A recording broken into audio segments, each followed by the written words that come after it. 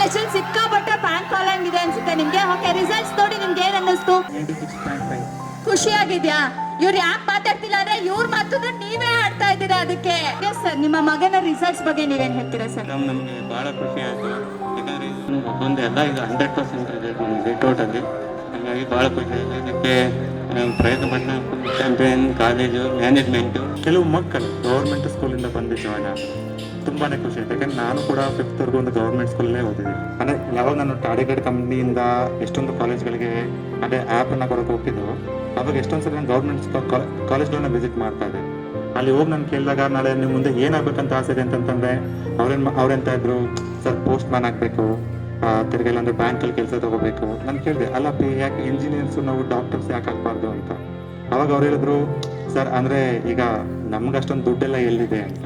ನಾ ಹೇಳಿದೆ, ಅಪ್ಪಿ ಮೆಡಿಕಲ್ಲು ಮತ್ತು ಇಂಜಿನಿಯರಿಂಗ್ ಇವೆಲ್ಲ ಏನಿದೆ ಓದೋ ಮಕ್ಳಿಗೋಸ್ಕರ. ಇವತ್ತು ಬಡತನ ಇರ್ಬೋದು, ಆದರೆ ಅದು ಅಂದರೆ ಕನಸು ಕಾಣೋದಕ್ಕಲ್ಲ, ಆಯ್ತಲ್ಲ. ನಾನು ಯಾವಾಗಲೂ ಅವ್ರಿಗೆ ತಿಳಿಸ್ತಾ ಇದ್ದೆ, ನೋಡಿ ನಿಮ್ಮಂಥವ್ರು ಇವತ್ತು ಅಚೀವ್ ಮಾಡಲೇಬೇಕು. ಯಾಕೆಂದ್ರೆ ಹತ್ರ ಅಚೀವ್ ಮಾಡ್ತು ಅಂತಂದರೆ ನಾಳೆ ಸಾವಿರಾರು ಜನ ಮಕ್ಳುಗಳು ಅಂದರೆ ಅವರ ಡ್ರೀಮ್ಗೂ ಒಂದು ಲಿಮಿಟ್ ಇನ್ನೂ ಇಟ್ಕೊಳ್ಳೋದಿಲ್ಲ ಆ್ಯಕ್ಚುಲಿ, ಆಯ್ತಲ್ಲ. ಅವರೀಗ ಒಂದು ಜೈನಲ್ಲೂ ಕೂಡ ಒಂದು ಒಳ್ಳೆ ರಿಸಲ್ಟನ್ನು ಅಚೀವ್ ಮಾಡಿದ್ದಾರೆ, PU ಬೋರ್ಡ್ನಲ್ಲೂ ಅಚೀವ್ ಮಾಡಿದ್ದಾರೆ. ಸೊ ಪಕ್ಕ CET ಕೂಡ ಅಚೀವ್ ಮಾಡ್ತಾರೆ, ನೀಟ್ನಲ್ಲೂ ಕೂಡ ಅಚೀವ್ ಮಾಡ್ತಾರೆ.